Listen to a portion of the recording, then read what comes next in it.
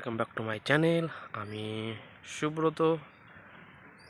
অনেক কয়দিন পরে একটা ভিডিও দিয়েছিলাম, তারপরে আজ দুদিন ডিউটি ছিল, ওর জন্য ভিডিও করতে পারিনি। বাবার অ্যাক্সিডেন্টের পর সোমবার কেটে গেছে। সোমবার কেটে যাওয়ার পরে মঙ্গলবার থেকে আবার জোরদারভাবে ছুটি নেওয়ার জন্য লেগে পড়লাম পেছনে, যে আমায় ছুটি দিতেই হবে। বাবা কলকাতাতে ভর্তি হয়ে গেছে। এখন দেখবে কে, বন্ধুরা তো নিয়ে গেছিলো ভর্তি করতে, কিন্তু ছুটি তো কোনো মতেই দিচ্ছে না। এদিক ওদিক করে জোর জার করে যাই হোক ইন্টারভিউ করিয়ে 10 দিন ছুটি দিয়েছে আমাকে। তো 10 দিন ছুটি দেওয়ার পরে সে কোনো রকম দৌড়াতে দৌড়াতে ট্রেন ধরলাম। ট্রেন ধরাতে কোনো রকমের ট্রেনটা ধরতে পেরেছিলাম, নাহলে আর একটুখানি লেট হলেই ট্রেনটা ধরতে পারতাম না। তো ট্রেনটা না ধরতে পারলে সে বিকেল 3:30টার সময় ট্রেন ছিল, সেই ট্রেনটা ধরলে লেট হয়ে যেত। আমি যেখানে থাকি সেখান থেকে গুয়াহাটি যেতে প্রায় 6 ঘন্টা লাগে। তো গুয়াহাটি অবধি তো যেতেই হবে। তার আগে আমি বাই এয়ারের টিকিট করেছিলাম মঙ্গলবারে। আমার বাবা অ্যাক্সিডেন্ট করে হাসপাতালে ভর্তি আছে, আর আমাকে যেতেই হবে। ট্রেনে গেলে একদিন মানে মঙ্গলবার রাতে পৌঁছাতাম। সেই কারণে আমি বাই এয়ার টিকিট করেছিলাম গুয়াহাটির থেকে। আর ট্রেনটা প্রায় 6 ঘন্টা লাগবে আমি যেখান থেকে উঠেছি। তো গুয়াহাটি পৌঁছাতে পৌঁছাতে আমার প্রায় পৌনে ছটাই বেজে গেছিলো এরকম। 6টার সময় নেমে র্যাপিড বুক করেছিলাম। ওখান থেকে প্রায় গুয়াহাটি 24 কিলোমিটার, মানে এয়ারপোর্ট গুয়াহাটির থেকে, গুয়াহাটি স্টেশন থেকে এয়ারপোর্ট 24 কিলোমিটার। ওই 24 কিলোমিটার এখন যদি ওলা করি, ওলাতে প্রায় 600-700 টাকা নেবে। তো ওর জন্য র্যাপিড করেছিলাম। র্যাপিডে প্রায় অর্ধেক পয়সায় হয়ে গেছিলো। তো সারাদিন তো না খাওয়া, কিভাবে ছুটি যাব না যাব সেই চিন্তায় খাওয়াটাও ভুলে গেছিলাম। তো যাওয়ার পথে রাস্তা থেকে কিছু খাবার নিয়ে নিয়েছিলাম। খাবার নিয়ে গুয়াহাটি স্টেশন থেকে গুয়াহাটি এয়ারপোর্ট প্রায় 26 কিলোমিটার, প্রায় অ্যাপ্রক্স আমি বলতে পারবো না, তার কারণ ফার্স্ট টাইম গুয়াহাটি স্টেশন থেকে এয়ারপোর্টের র্যাপিডে যাচ্ছি বাইকে। তো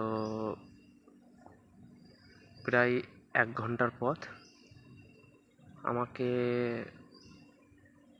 বাইকে পৌঁছাতে প্রায় 7:30 বাজিয়ে দিল। তার কারণ মাঝখানে আমি খাবার নিয়েছিলাম। ট্রাফিক সিটির থেকে আউটে যাব, মানে সিটির থেকে বাইরে। এয়ারপোর্টগুলো বেশিরভাগই যেখানে জনবহুল কম সেই দিকটাই হয়। তো আমাকে এয়ারপোর্টে পৌঁছে দিয়েছিল 7:30। 7:30টার সময় এয়ারপোর্টে ঢুকলাম। এয়ারপোর্টে ঢোকার পরে যখন আমি বোর্ডিং করব, তার ওই সময়ে আমাকে হসপিটাল থেকে ফোন করেছে, আপনি কি এনার বাড়ির লোক? আমি বলছি হ্যাঁ বাড়ির লোক। কেন বলুন? বলছে এরকম অবস্থা, তো আপনাকে প্রয়োজন। আমি বললাম আমি বোর্ডিং করে নিই, আমি বোর্ডিং করে রাত্রির 11টার মধ্যে কলকাতায় নামবো। বললো ঠিক আছে, আপনি বোর্ডিং করে নিন, বোর্ডিং করার পরে আপনি ফোন করবেন। তো বোর্ডিং করার পরে ব্যাগ তো ছিল না, শুধু পিঠু ব্যাগ ছিল। এমার্জেন্সি ছুটিতে যাওয়া মানে কিছু নিয়ে যাব, সেটা কিভাবে সম্ভব হয়, ব্যাগপত্র টানা ইত্যাদি। তো পিঠু ব্যাগ নিয়ে বেরিয়ে পড়েছিলাম আমি। তো যখনই বোর্ডিংটা শেষ করলাম, বোর্ডিং শেষ করার পরে আমি ফোন করেছিলাম হাসপাতালে ফোন করার পরে যে পিআরও দেখছিল, সে পিআরওর সাথে কথা হলো। বললো আপনি সকাল 8টার সময় পৌঁছাতে হবে। মঙ্গলবার গিয়ে বুধবার দিন সকাল 8টার সময় আমাকে হসপিটালে পৌঁছাতে হবে। তার আগে আমার শ্বশুরমশাই, জামাইবাবু, বোনের বর, এরা হসপিটালে ছিল। এরা আলোচনা করেছে কি করলে কি হবে না হবে, সবই জানিয়েছিল যে শরীরের কন্ডিশন যেরকমই হোক না, বাবার 2 বছর আগে একটা স্ট্রোক হয়েছিল। সেই স্ট্রোকে শরীরের কন্ডিশনটা কিছুটা খারাপ হয়েছিল, আর বাবার কিডনির সমস্যা ছিল, কিডনির ওষুধ খেত। সেই সূত্রে ডাক্তারবাবু বলছিলেন যে এনজিওস্কোপি করাতে হবে, এনজিওস্কোপি করিয়ে হাতের কি পরিস্থিতি আছে সেটা দেখব, তারপরেই কিছু জানাতে পারবো। আমাকে বৃত্তান্ত অত কিছু বলেনি, বলল কিডনির রেটটা একটু কম আছে রিডিং, তো এনজিওস্কোপি করলে কিডনিটা পড়ে যেতে পারে, আবার পরে ঠিক হয়ে যাবে। তো এরকমই আমাকে বলেছিল হসপিটাল থেকে। আরও কি বলেছে না বলেছে আমাকে সেটা তো আর বলেনি, সেটা বললে হয়তো আমি আরও ভালো করে জানতে পারতাম। তো ওরা যা বলেছিল সেটাই আমি শুনেছি, আর এরকমই আলোচনা করতে করতে এসেছিলাম। যখন আমি এয়ারপোর্ট মানে প্লেনে উঠছি তখন বাজে 9:15, আর আমার ফ্লাইট টেক অফ করবে রাত্রির 10টা 10-এ। তো এখান থেকে তো কোনো রকম কলকাতায় পৌঁছানোর মধ্যেই 10:30 10টা 15-তে নেমে পড়েছিলাম। 10টা 15-র সময় নেমে আমি তো এয়ারপোর্ট থেকে বেরিয়ে চলে আসলাম। প্রথমে একটা র্যাপিড বুক করেছিলাম, র্যাপিডে চেয়েছিল আমার 450 টাকা। তো আমি র্যাপিড ক্যান্সেল করে দিলাম। ক্যান্সেল করার পরে ভেবেছিলাম আমি বিধাননগরে কোথাও থাকবো বা স্টেশনেই থেকে যাব। তো বাড়ির থেকে ফোন করলো যে হসপিটালে থাকতে দেয় এমার্জেন্সি রুগীর, তুমি হসপিটালে চলে যাও। আমি সেই মতনভাবে এয়ারপোর্ট থেকে বেরিয়ে তো বাস পেয়ে গেছিলাম, লাস্ট বাস 11টার সময় ছিল। এয়ারপোর্ট থেকে বিধাননগরে নেমে পড়লাম তখন 11টা 25 এরকম হবে। 11টা 25 হওয়ার পরে ওখান থেকে আমি সোজা ট্রাফিক পুলিশের কাছে জিজ্ঞাসা করি যে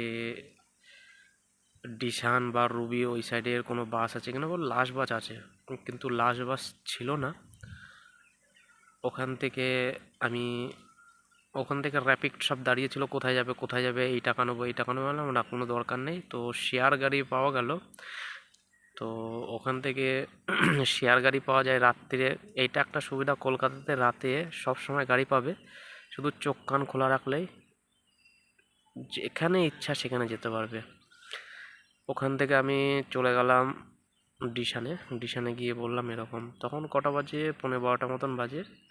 এরকম ব্যাপার, আমি এখানে থাকবো। বললো এখানে থাকার কোনো ব্যবস্থা নেই, তোমাকে গেস্ট হাউসে থাকতে হবে। আমি সব খুলে বললাম, আমাকে এরকম 8টার সময় ডেকে। বললো কোনো ব্যাপার নেই, তুমি 8টার সময় আসো। তখন 12টা বাজে। তো আমি গেস্ট হাউসে নাম্বার নিলাম। ওখানে গেটেই অনেক গেস্ট হাউসের নাম্বার রয়েছে, তার মধ্যে 2টো ফোন করি। 2টো ফোন করাতে ধরেনি। 3 নম্বর গেস্ট হাউসে ফোন করলাম, বললো ঠিক আছে চলে আসুন, এই লাগবে। কোনো উপায় নেই, বাধ্য হয়ে আমি গেস্ট হাউসে চলে গেছিলাম।